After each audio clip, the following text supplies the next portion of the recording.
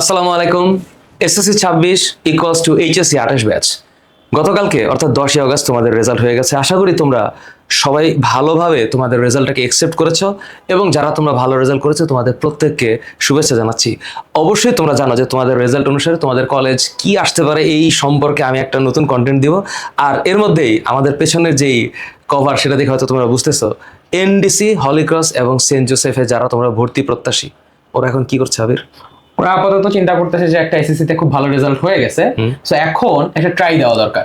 যে যারা এতদিন প্রিপারেশন নেয়ও না তারাও চিন্তা করছে একটা ট্রাই দেওয়া দরকার, যাদের এতদিন প্রিপারেশন ছিল তারাও চিন্তা করছে শেষ সময় কিভাবে প্রিপারেশনটা আরেকটু বুঝাই নেওয়া যায়, যাতে একটা ভালো রেজাল্টের পাশাপাশি তাদের স্বপ্নের কলেজটাও এনশিওর করা যায়। তোমাদের যাদের এখন তোমরা যারা অনেক ট্যালেন্টেড স্টুডেন্ট আছে, যে আমাদের আজকে অফলাইনে এক ব্যাচে স্টুডেন্ট আসছে, ও এ প্লাস পাইছে, ওর এখন মনে হচ্ছে যে স্যার আমি এবার একটু এনডিসিটাকে পরীক্ষা দিব, স্যার নটরডেমে পরীক্ষাটা দিব।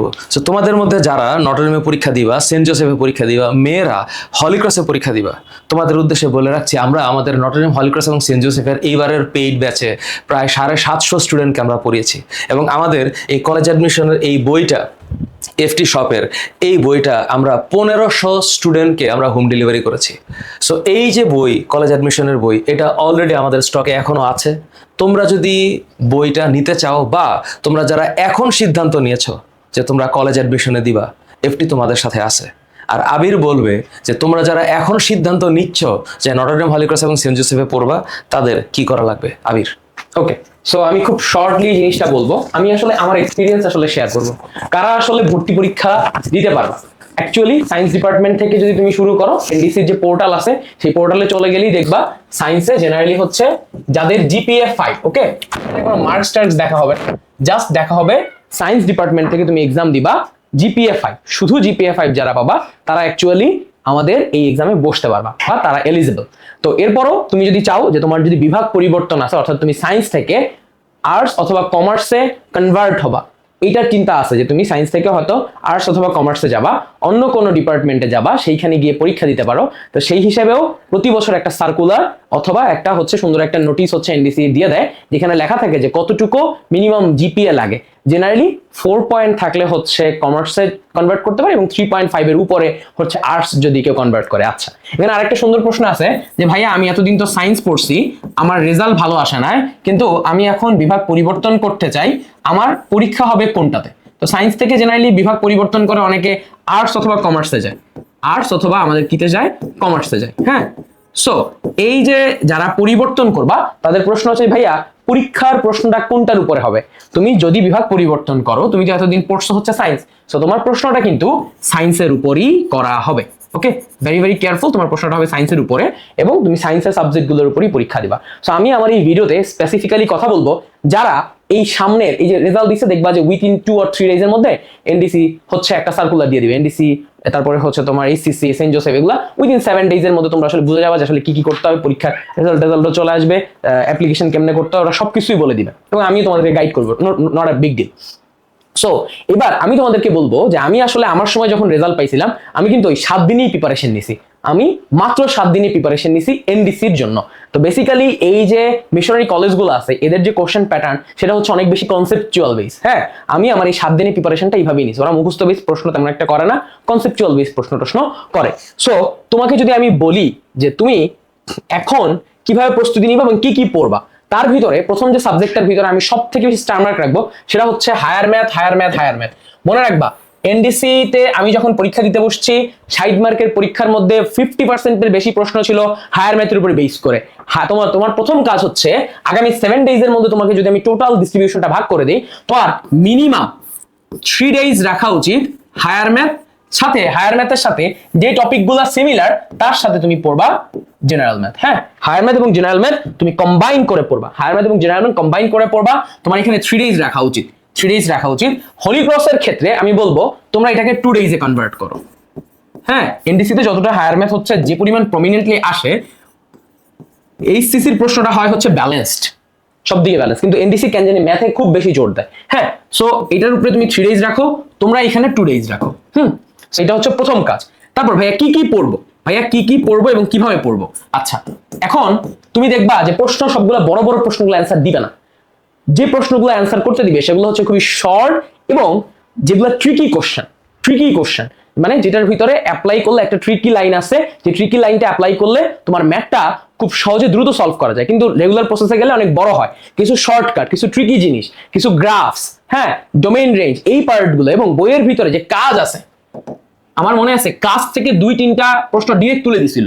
হ্যাঁ, বইয়ের ভিতরে কাজের প্রবলেমগুলো ভালো করে পড়বা। হ্যাঁ, তারপর অনুশীলনীর ভিতরে ট্রিকি প্রবলেম,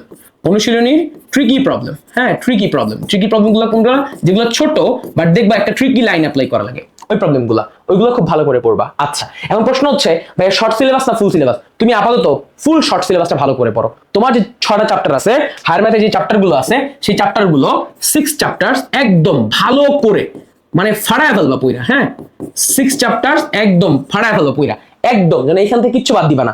একদম বইয়ের প্রশ্ন, উদাহরণ, এরপর হচ্ছে কাজের প্রশ্ন, সব সূচক লগারিদম চ্যাপ্টারটা বাদ দিবাই না, ওইখান থেকে প্রশ্ন আসবেই আসবে, বলে রাখতেছি।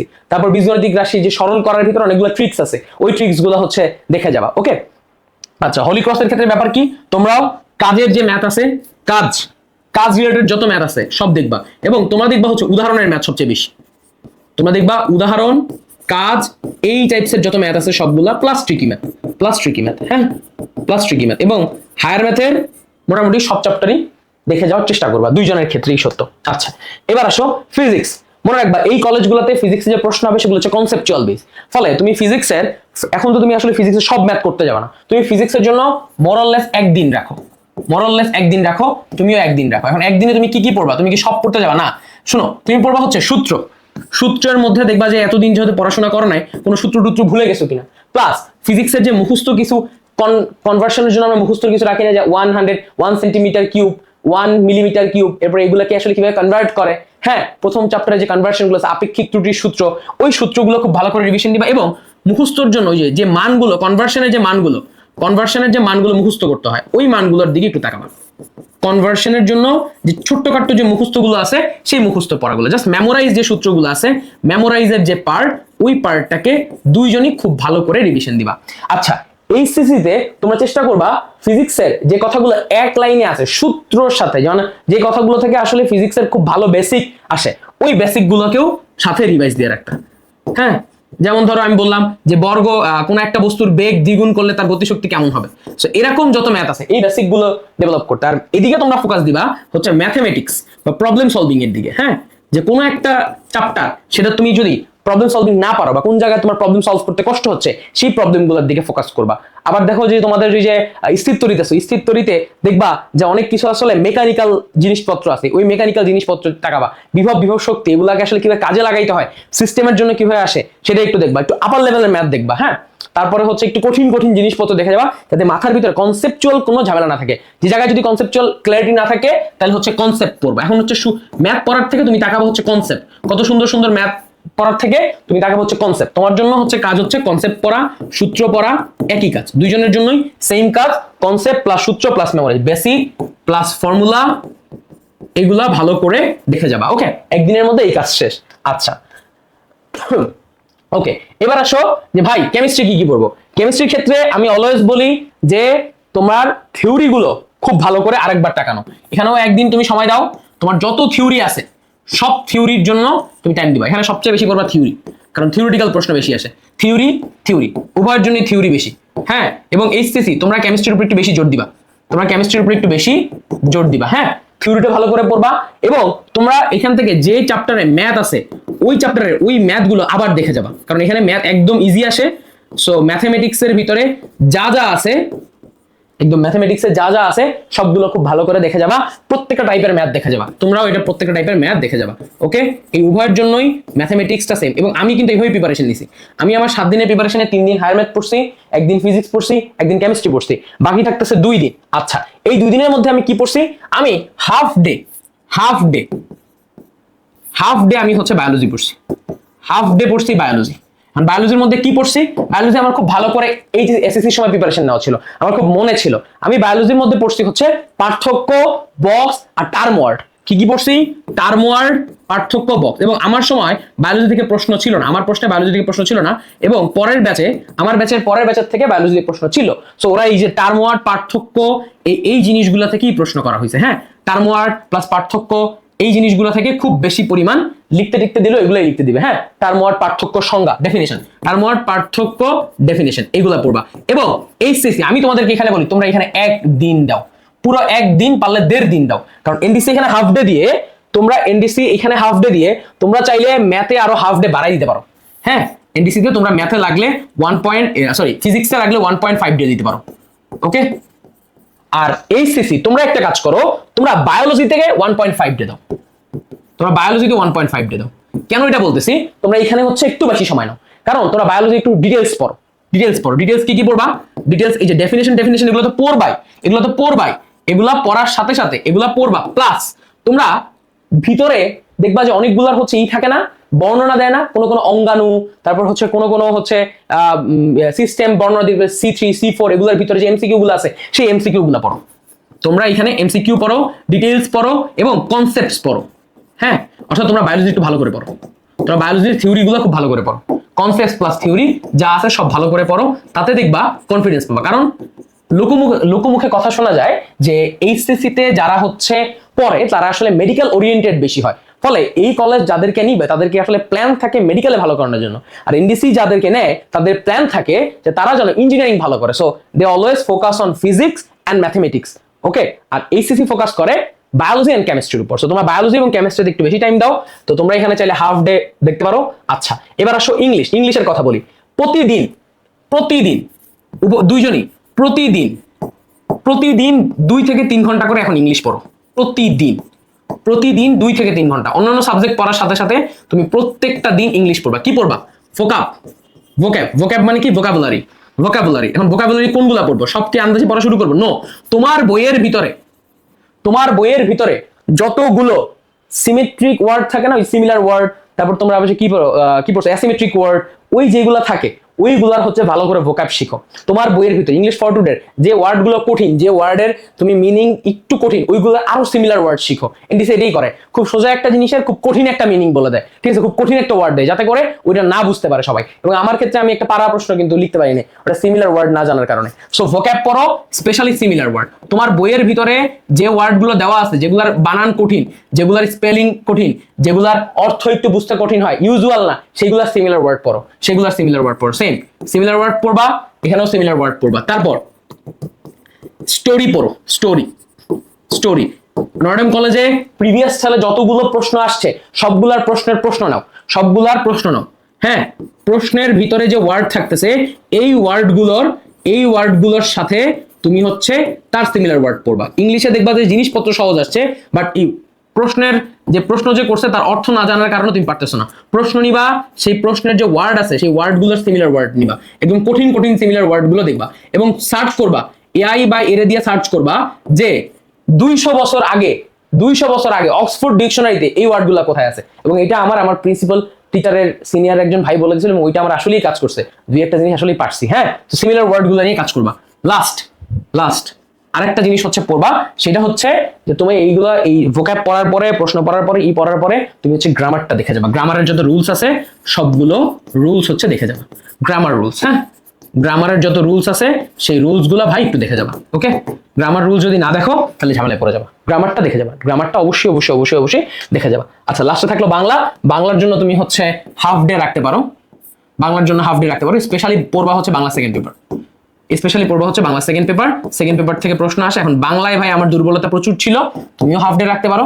বাংলায় ভাই দুর্বলতা আমার প্রচুর ছিল, বাংলার ক্ষেত্রে আমি আসলে কিছু বলতে চাই না, তো তুমি যেটা পড়ছিলাম সেটা হচ্ছে সেকেন্ড পেপার পড়ছিলাম, আসছিল একটা আমার পরীক্ষার সময়, সেটা পারিনি আমি, একটা কি দুইটা আসছিল, একটাও পারিনি, সো এটা আমি স্কিপ করছিলাম। সো বাংলা আমি আসলে ভালো করি নাই, সো আমি আসলে তোমাকে ওইভাবে সাজেশন দিতে পারতেছি না, বাট আমার যে বন্ধুটা খুব ভালো করছে তার ক্ষেত্রে যে জিনিসটা বলছিলাম, ও খুব ভালো করে সেকেন্ড পেপার পড়ছিল।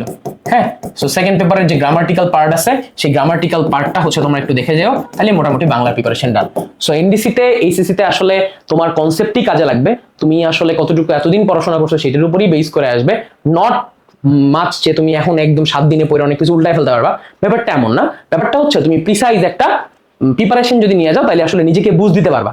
এবং শুনে রাখো যে এখানে আসলে অনেকজন মানুষ পরীক্ষা দিবে, সো এটাই এনডিসি হইতেই হবে ব্যাপারটা এমন না, বাট পরীক্ষা দাও, পরীক্ষাটা এনজয় করো। আমি অ্যাকচুয়ালি এটা ধরে নেই যে আমার আসলে এনডিসি হবে, আমি ভাবছিলাম আমার এনডিসি হবে না, আমার আম্মুর খুব স্বপ্ন ছিল, তো ওইটার হিসেবে হচ্ছে পরীক্ষা দিতে গেছি। সো ফরচুনেটলি হচ্ছে চান্স হয়ে গেছে, অ্যান্ড দেন তারপরে সিরিয়াস হয়েছি ভাইবার জন্য, অ্যান্ড দেন আমরা ভালো করে পরীক্ষাটা শেষ করছি। সো আমি যেদিন পরীক্ষা দিতে যাই আমি প্রেশারই নেই। সো আমার কথা হচ্ছে তুমি প্রেশার নিও না, রেজাল্ট দিছে এখন তো এনজয় করতে খুব মন যাবে, তারপরে যদি তোমার এই পরীক্ষাটা দাও, পরীক্ষার জন্য একটা ডিসেন্ট অ্যামাউন্ট অফ প্রিপারেশনের জন্য এই কথাগুলো ফলো করতে পারো। সব ম্যাথ তোমার করা লাগবে না, সবকিছু তোমার করা লাগবে না, কারণ তুমি অলরেডি পড়ছো, তুমি অলরেডি পারো। জাস্ট দেখে যাও যাতে ব্রেইনে হিট করে, ব্রেইনে থাকে, এমন না হয় পরীক্ষার মধ্যে আরে পড়ছি কিন্তু মনে পড়তেছে না, এটা যাতে না হয় এটার জন্য এই গাইডলাইনটা। ওকে, সো এইভাবে আসলে তুমি তোমার প্রিপারেশনটা নিতে পারো। নট নেসেসারি তোমার এনডিসি লাগবে, এইসিসি লাগবে, সেন্ট জোসেফ লাগবে। আগেও বলতেছি এই কলেজগুলো কিন্তু একটু কস্ট আছে, হ্যাঁ, একটু ইকোনমিক দিক থেকে চিন্তা ভাবনা কইরা ঢাকায় এসে থাইকো। কারা যদি গ্রামের দিকে থাকো, বাইরে থাকো, ঢাকার বাইরে, আমি অলওয়েজ প্রেফার করি বাসায় বসে অনলাইনে ভালো করে পড়ো।